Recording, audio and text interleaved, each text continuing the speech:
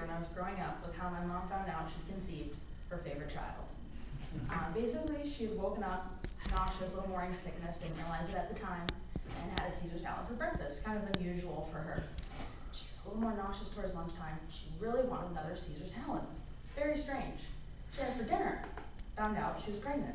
So for about 9 months, she ate Caesar salads. Plural, nothing else.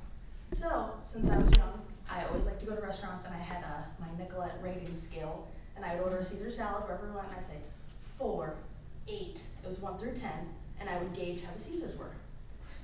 So today, I'm going to make you my tableside Caesar, which I've been working on, obviously, since I could reach the bowl in the cupboard. But first I'm going to give you a little history. Actually, in 1930s, the Caesar salad was proclaimed by master chefs of the International Society of Epicures in Paris to be one of the greatest recipes that America has come forth with in the last 50 years. It is a healthy, delicious, and easy to prepare recipe. It can be a side dish, or if you want to top it with protein, it can be an entree. But many people think that it originated in Italy, which is wrong. It originated in Tijuana, Mexico, by an Italian-born Mexican. Moved there from actually to Italy, to San Diego, to Mexico.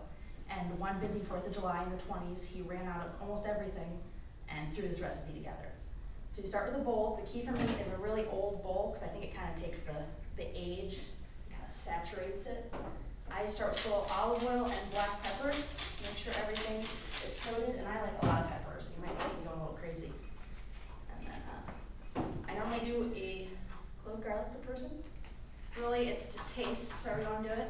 And I start out with like seafood forks, kind of helps you mash it, but I have larger forks as a reserve, because you'll be here all day. I'm just using baby forks. You want to mix it in there with all the pepper and oil, kind of crust it out and use it as a crosshatch and go back and forth together. You want to get all that mixed up. You don't want to wear any of it, of course.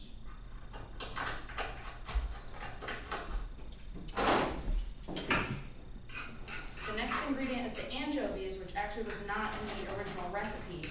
We used the Worcestershire sauce, which is an anchovy tamarind-based sauce, and that was the only thing they used. And he was in a partnership with his brother, Alexandri, and he's the one who added anchovies to the recipe later. So it is an evolving recipe over time. It actually found its popularity in the 50s because Julia Childs started making them. She went there when she was younger in the 20s with her parents and loved it so much. It was something she worked for, as well as Clark Gable used to go to this restaurant. W.C. Fields, I believe his name is, as well as the former Prince of Wales. So you want to add anchovies. I normally do, just like the garlic, 1 per person. I like anchovies though, so I normally add some oil to it. Now the same crosshatch. This is when I start using the larger forks. Almost it's kind of like a washboard effect. And that's the sound you do want to hear.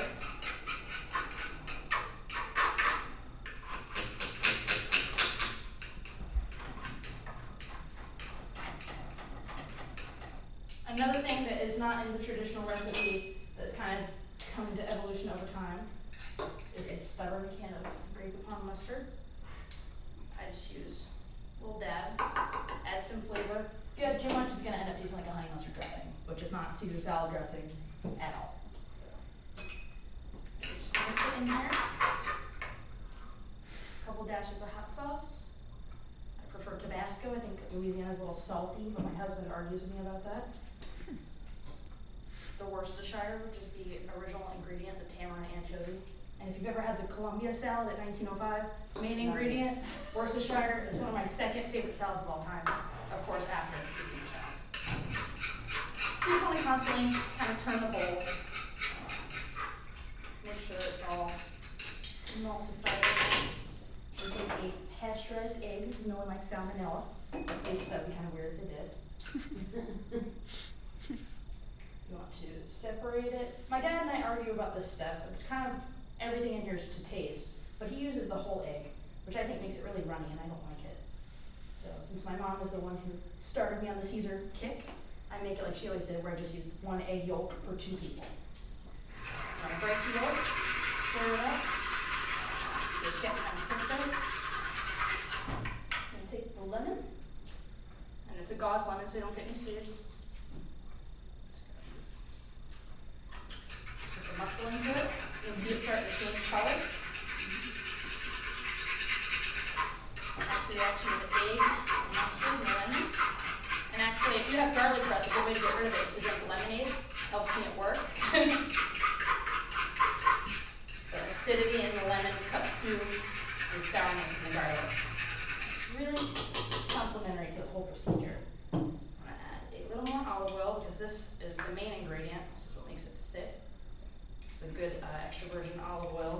try to use pomace oil, pressed less, and it's not a very good olive oil. It's basically like a cheap yellow oil. So I would recommend virgin olive oil always. It makes a huge difference. And I use the 2 forks on top of each other to kind of whisk this.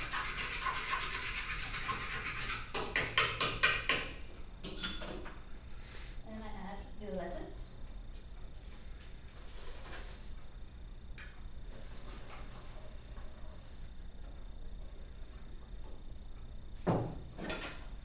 These are my favorite invention because before we had to use little spoons. We make this where I work as well as these little menu. And it's much, much easier to serve with big salad tongs.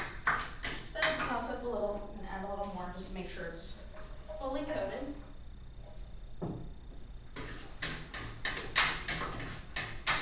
I use a little more olive oil and then I top it with cheese, croutons, and pepper.